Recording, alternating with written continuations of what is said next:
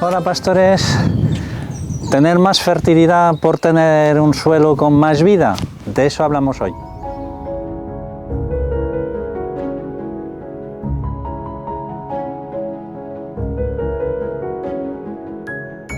Facer 1 centímetro de solo pode tardar entre 100 e 1000 anos. Entón, a escala do que somos nós, unhas persoas, o solo non é algo renovable. Eso é super importante porque nós temos que cuidar eso por nós, tamén polos que veñen detrás, porque se non o cuidamos, vai se desfacendo, vai desaparecendo. É un recurso que perdemos. Son aforros, é un capital natural que temos que non podemos deixar que se escaralle así como así, non?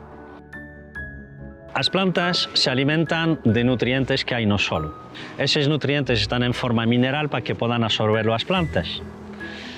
Os minerais que hai aquí hai para dar de comer ás plantas durante milenios. Milenios. Que é o que pasa? Que non están disponibles para as plantas. Quen fai que eso seña disponible para as plantas? Toda a vida do solo. Entón, realmente, non hai fertilidade nun solo se non hai vida. Falamos de fauna un pouco grande, insectos, miñocas, que se dedican a combinar un pouco, destrozar un pouco pues, a materia orgánica, as follas, as bostas que caen, destrozar un pouco isto e mesturarlo un poquinho. ¿Vale? Ese tipo de xente, pero non fan transformación química.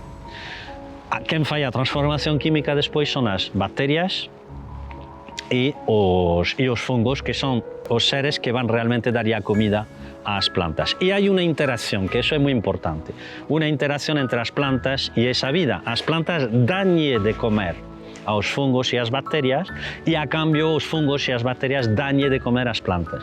De ali que a vida do solo ten unha influencia directa sobre a productividade e sobre a fertilidade dos nosos solos.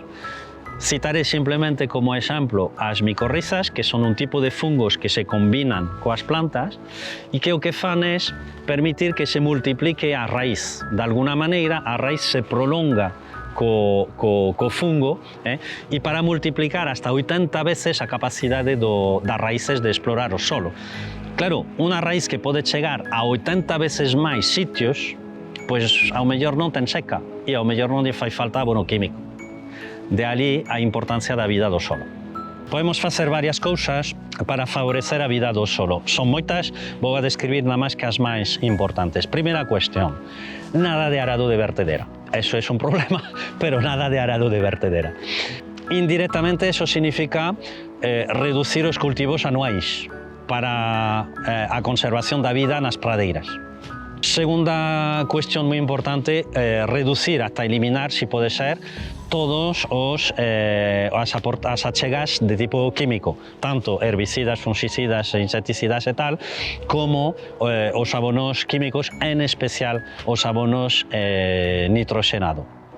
Terceira cuestión, evitar o máximo posible a compactación. ¿Eso qué quer decir? Entrar con maquinaria o menos pesada posible, cas rodas máis anchas posible e as menos veces posible. De ali que reducir cultivo anual nos ven moi ben porque temos pradeiras de moito máis longa duración, donde mesmo imos tentar facer o mínimo posible de colleita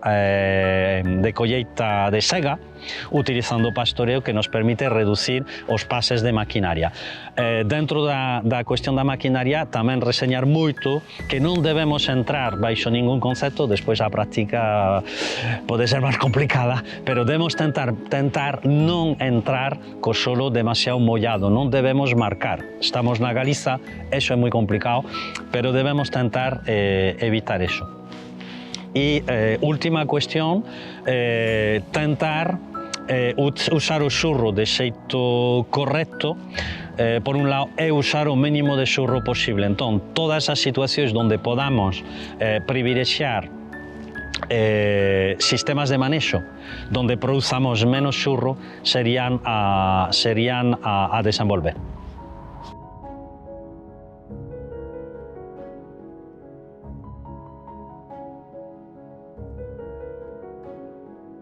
Y recuerda Si tienes o asesoras granjas de leche o de carne, si quieres asesoramiento, formación, organiza una charla, una jornada, un curso, no dudes en preguntarnos, porque esto es lo que hacemos.